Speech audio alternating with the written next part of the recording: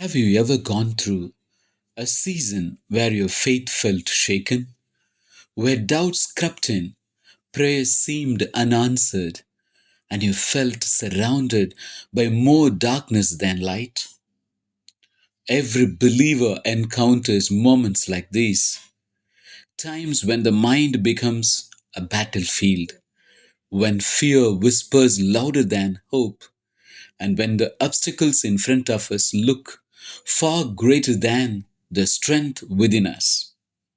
In those moments, the real question is not how strong we are, but what spirit we choose to walk in.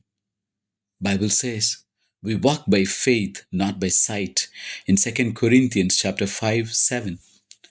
A believer does not move forward because the path is easy or clear, but because the spirit within them trusts God even when everything around them feels uncertain. This spirit of faith lifts us above seasons of confusion, discouragement, and impossibility. It keeps us standing when circumstances try to pull us down. It gives us the courage to believe when our emotions tell us to give up. And this is where the life of Caleb becomes a powerful example. At a time when an entire nation was overwhelmed by fear, God pointed to one man and said, "My servant Caleb has a different spirit." His story shows us what happens when a believer chooses faith over fear, confidence over confusion, and obedience over doubt. Let us discover how that same spirit can transform our journey today. The title of this video is Caleb, the man with a different spirit. Numbers chapter 14, verse 24. The Lord said to Moses, "Send some men to explore the land of Canaan, which I am giving to the Israelites. From each ancestral tribe, send one of its leaders." Moses sent the 12 of them to explore Canaan, and he said to them, "See what the land is like, and whether the people who live there are strong or weak, few or many. Do your best to bring back some of the fruit of the land." So they went up and explored the land for 40 days. When they returned, they reported to the people and to the whole assembly, showed them also the fruit of the land. They said, "We went into the land to which you sent us, and it does flow with milk and honey. Here is its fruit." Caleb further said, "We should go up and take possession of the land, for we can certainly do it." But the men who had gone up with him said, "We can't attack those people. They are stronger than we are. All the people who we saw were of great size.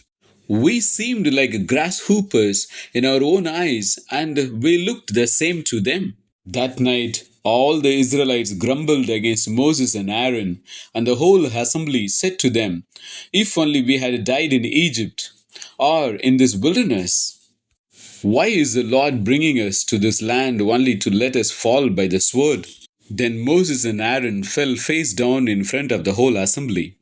But Joshua and Caleb said, "If the Lord is pleased with us, he will lead us into that land, a land flowing with milk and honey, and will give it to us. Only do not rebel against the Lord, and do not be afraid of the people of the land, because we will devour them. Their protection is gone, but the Lord is with us. Do not be afraid of them." What did the people do? The whole assembly talked about stoning them. Then God stepped in by not believing him. The people of Israel were in effect denying God's power and glory. His righteous anger was kindled against them. He swore that no one over the age of 20 would ever enter the land, but they would all perish in the wilderness. With the two exceptions, my servant Caleb, because he has a different spirit in him. My servant Caleb because he has a different spirit in him and has followed me wholeheartedly. I will bring into the land where he went, and his descendants shall inherit it. Except for Caleb and Joshua, you shall by no means enter the land which I swore I would make you dwell in. We, the true saints of God, must be prepared to face adversity when standing for the truth. When we submit to God's will, there will be people who will oppose us. But do we have the courage of Caleb? Will we stand with God even if it means standing alone? God recognizes and honors the faith of Caleb. He says, "My servant Caleb has a different spirit." We too must possess a faith that is pleasing to God. Let's remember, we are not like the world. If you belong to the world, it would love you as its own.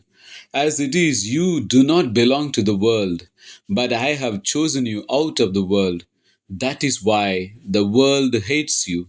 Too many Christians are more concerned about what everyone else thinks than what God thinks. Due to no fault of his own, Caleb was forced to wander in the wilderness for 40 years.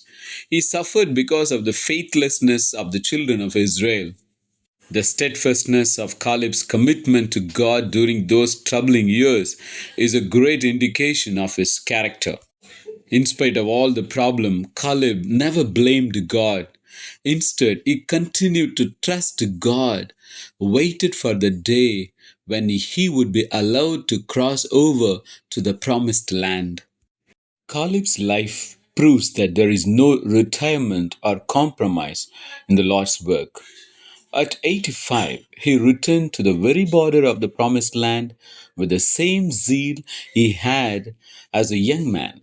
He declared, "I am as strong this day as I was when Moses sent me. Now therefore give me this mountain." Even in old age, Caleb carried a different spirit, a faith that refused to weaken with time. His example reminds every believer that as long as God gives us breath, we are never too old, never too late, and never too weak to fulfill His will. Let's remember, Caleb had a different spirit than those around him. This different spirit was a spirit of faith. Who says the majority is always right? Caleb stands tall today to prove that the majority isn't always right. The 10 out of 12 spies gave a negative report to God's people. Instead of looking at the grapes, they looked at the giants. They said, "We can't take the land, for they are stronger than us." Fear gripped their hearts. But Caleb, how did he look at the same giants? He said, "They are bread for us." That is the different spirit talking. He didn't fear. He didn't follow the majority. He stood alone for the Lord because he believed in the Lord. God is calling every believer to be like Caleb, to have a different spirit, to be supernatural, extraordinary. When we stand in the name of the Lord, victory is ours.